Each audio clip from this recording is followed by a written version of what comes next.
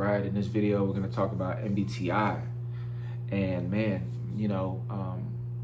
this is an amazing tool. Obviously, I've dedicated a lot of different videos to it, just talking about all the different aspects of it. And if you are interested in any personal coaching with MBTI, let me know.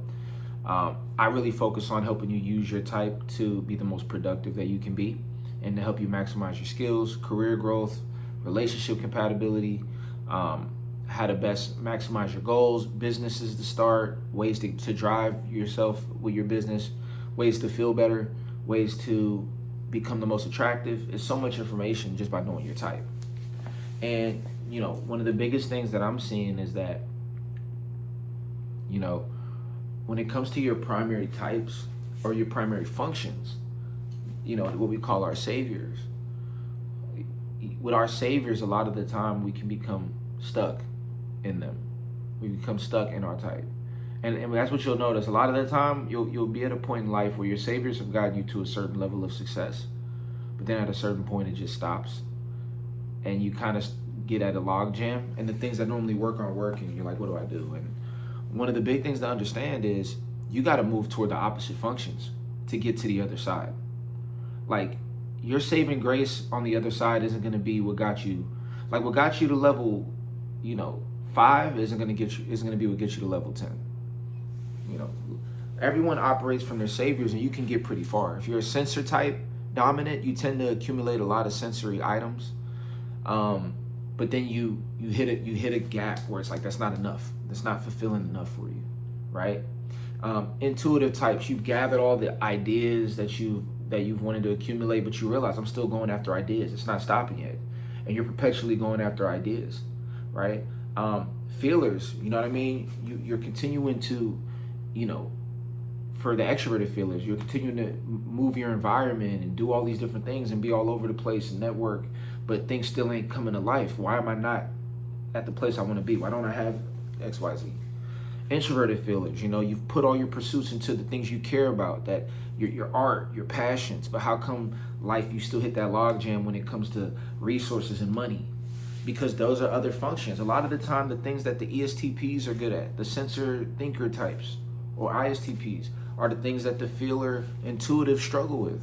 And then the things that the intuitive feelers are good at, like understanding dynamics with people and seeing the bigger picture and being more positive and, tapping into that inner joy or that inner creativity.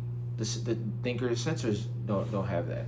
And so everyone, if the world was constructed properly in terms of if we maximize human efficiency, we would have people, instead of having a free capitalistic society, which I still think we should have an essence of, or a system in place to kind of manage that. But also, what if we directed people through schooling toward their strengths? If people understood their personality types at a young age and were geared towards certain professions, I'm saying, don't say, oh, you have to do this profession because you're this type, but we can, try to guide people toward professions that are best for them and pay accordingly to, in order for society to kind of function better. But then you deal with certain issues because certain professions, get paid more than others.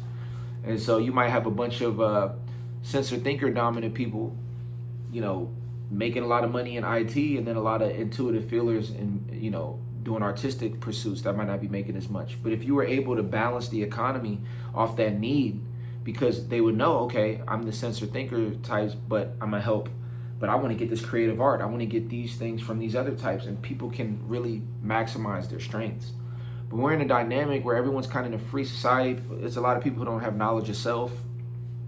It's a lot of people in careers that they're not passionate about. Like, I know plenty of types that have feeling last, that are doing feeler based, that are therapists and that are teachers. And the thing is, just because you have feeling last doesn't mean you can't do that. You know what I mean? So there are some people who like that challenge. Just like there's intuitives that are in very tech fields or construction fields, feeling intuitives, and they take that challenge on and they bring certain skill sets. But at the same time, there's a lot of people who, like, there's feeler intuitives that I've seen people who are, for example, I know ESFJs or certain people who are in very technical fields, but they're feeler dominants, and they just get crushed in those fields because everyone's so serious, everyone's so logical, everyone is very, the environment isn't warming. And so I feel like there's a lot of types that are going in directions that don't best serve them. And the first thing to understand is, number one, don't apologize for who you are. You are exactly who you needed to be based on your personality type. And that's one of the first things that I loved about understanding my type, is that the things that I used to look at myself as, damn, why am I doing that? Or people might say, why are you doing that? Why don't you get this? Why don't you get that? You don't realize you're naturally doing what your personality type, does, essentially. You're operating from the functions that are the most natural to you. And in certain environments, you'll be the greatest person in that environment because of your gifts, right? Because your saviors are basically like your gifts. And your saviors are your primary functions, your two main functions. Well, it's the same thing on the, for other people, the things that aren't their gifts, their weaknesses they can shine the light on that. And that's where people get fired and made fun of and feel a low sense of self. So we all got to understand that there's a balance to all of this, and we all have strengths and weaknesses that we got to work out. And once we understand that, number one, we go, all right, well, first of all, if I got gifts and strengths, I'm going to shine the light on those. God gave you some strengths. Those are your saviors. I'm going to shine the light on those. I'm going to be grateful, and I'm going to use that all the time. Like, use your gifts. And that's the problem. We think, oh, well, I'm just this type. These are just my regular. No. Embrace that. That's a superpower you have. If you're an intuitive feeler, you have an ability to tap into that way different than any sensor thinker. So use that as a strength in the marketplace. Use that at work. Use that in certain environments where there's competition, and realize this is where my strengths are. Now that you can identify your strengths, now you found your, the thing that makes you stand out. You know what I mean? That's your differentiator right there. So you got to lean on your strengths.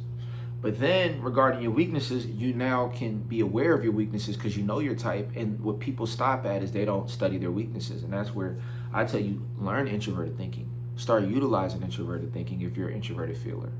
It's the opposite side. If you're an extroverted intuitive, try to use SE. Verify things by putting your eyes on it and by looking at it.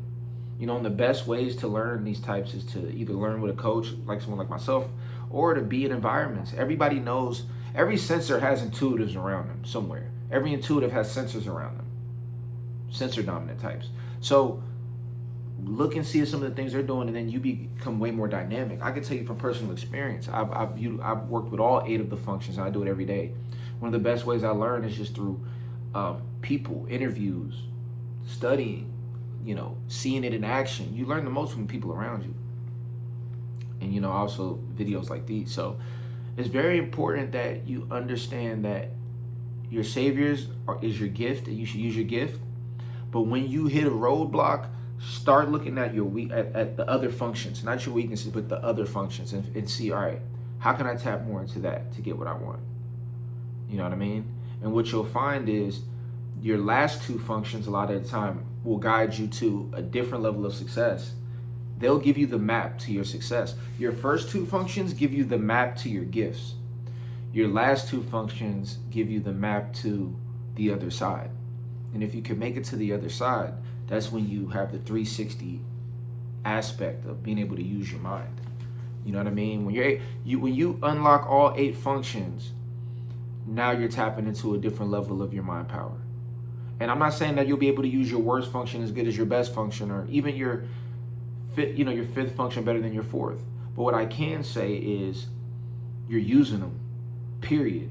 And that already is creating neural pathways in your mind that naturally wouldn't have happened if you didn't try to do that.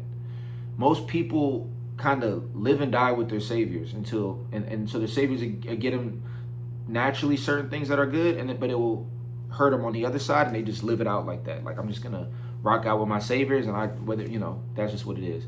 Very few can do both. And what happens is when you do both, it's hard because you're using other functions. You're not totally engrossed in your saviors. So at times you can kind of come off very indifferent, like you're kind of doing different things. You're not just this one character at all times. But as everything starts to synchronize, right? And your mind begins to feel more comfortable with some of these functions. Because I'm not gonna lie, it is hard and it is a bit exhausting when you're tapping into new functions. Sometimes you need sleep. If you're ever in a scenario where you go through like the grip, that is what they would call it, when you're tapping into other functions and it's hurting your head, and it can be, you know, a little, your head can feel a little loose in terms of your mind, but just sleep it off and you always return back to your balance. And what happens is you then come back to normal with way more insight.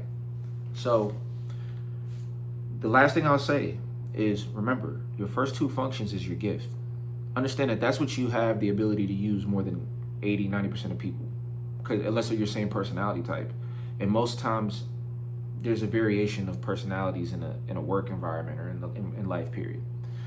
But your last two functions are what's gonna allow you to be the God body, the master God body, as I'll put it. But to put it in more simplistic form, your last two functions will allow you to, it will give you the keys to reaching the higher version of yourself, the version of yourself that you're like, whoa. And so the best way to move down that journey of those last two functions is to study them, number one. I recommend watching interviews of people with those top saviors and seeing how they use them, and it makes you better at it. I recommend looking at the people around you in your life that use those functions and seeing how they use it. I recommend reading like stuff on it and trying to do it yourself. Like, okay, I see introvert thing. Let me apply it in this situation, and you go, oh my gosh, that was amazing. I didn't know you could do that. You start to realize there's a whole world that exists through these other functions that you never knew existed. So that's my message to you, is to begin that journey and reach out to me for personal coaching. I'm somebody that can definitely help you do that. I got some ebooks coming out that's going to assist with that as well. Solely focused on how to access the functions. But in the meantime, I have the MBTI course out now. You can access that on the YouTube. You can reach out to me for personal coaching, as I mentioned, at your5btransformations@gmail.com. You'll see it in the bio. And aside from that, man, I appreciate you all listening. Please like and subscribe. We want to spread the word and keep sharing this knowledge and information. It's 5B Transformations, and honestly, we do this from the heart. Man, it's good people. If you listen this long, I know you're a different type of person. So shout out to you, and I'll see you in the next video. Peace.